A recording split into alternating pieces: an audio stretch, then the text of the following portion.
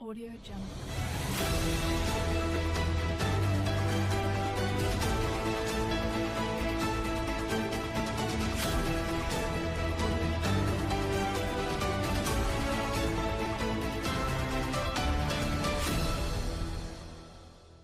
Audio Jungle.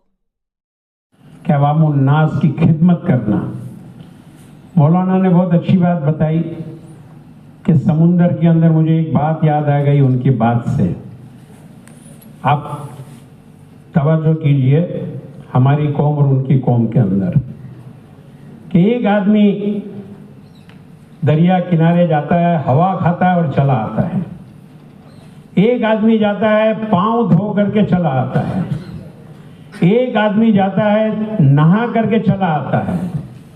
एक आदमी जाता है मच्छी पकड़ के आ जाता है और एक आदमी जाता है जो समुंदर के अंदर गोथा लगाता है, अंदर जाता है और मोती निकाल करके लेकर के आता है। जितनी मेहनत आप करोगे, जितने बच्चों को आप तराशोगे, जितनी कुर्बानी दोगे, मौलाना ने बताया ना कि इससे 3 गुना ज्यादा मैं अंदर गया। हिम्मत की जरूरत है।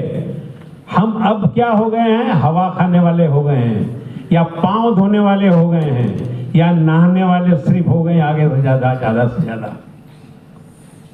हम गोथा वाले नहीं हो गए, गोथा मारने वाले नहीं हुए हैं।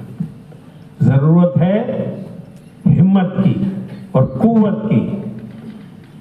मैं मुबारकबाद दूंगा परवेज भाई को। मूसानी इनके वालिद मेरे खास दोस्त हैं, हमारे एनएससी के मेंबर हैं। मैं अभी 15 दिन पहले ही यूएसए यूके से आया। मुझे बहुत उन्होंने कहा कि आप आइए। आप देखिए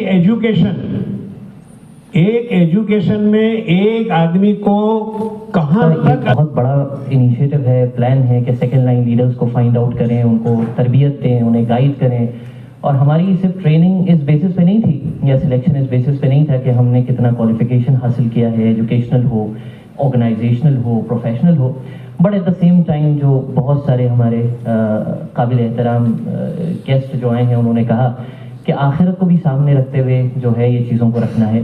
तो हम 5 वक्त नमाजी है नहीं है, कुरान से हमारा कितना ताल्लुक़ है या नहीं है, ये सारी चीज़ों को भी एनालिसिस किया गया।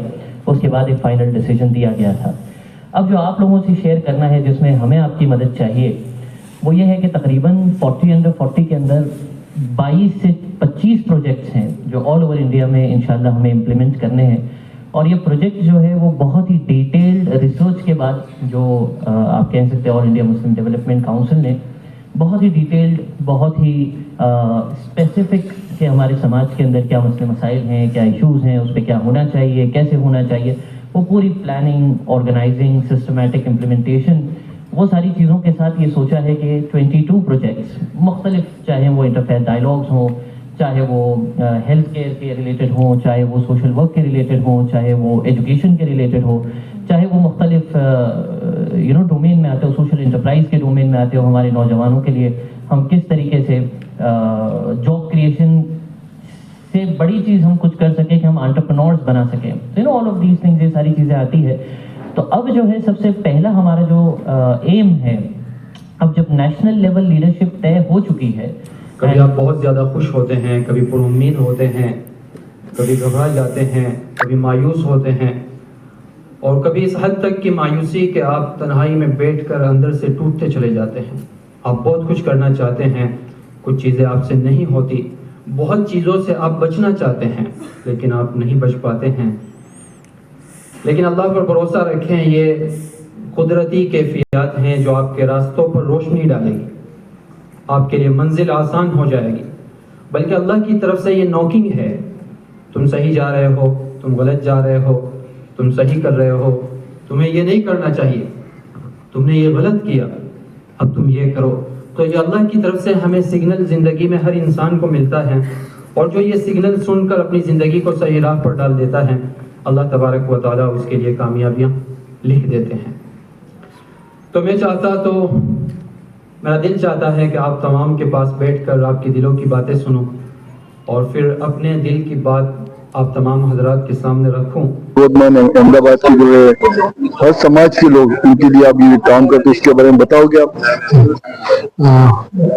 स्कॉलर हॉपक्रॉप की तरफ से पूरे गुजरात के 400 से ज्यादा हर समाज के जो बच्चे जो पुअर फैमिली से आते हैं और फाइनेंशियली नीडी है, ऐसे बच्चों को लास्ट 10 सालों से एक स्कॉलरशिप प्रोग्राम चलता है, जिससे हम बच्चों की फाइनेंशियल नीड पूरी करते हैं, उनको एकेडमिक सपोर्ट देते हैं, उनकी कैरेक्टर बिल्डिंग और पर्सनालिटी डेवलपमेंट पर काम करते हैं।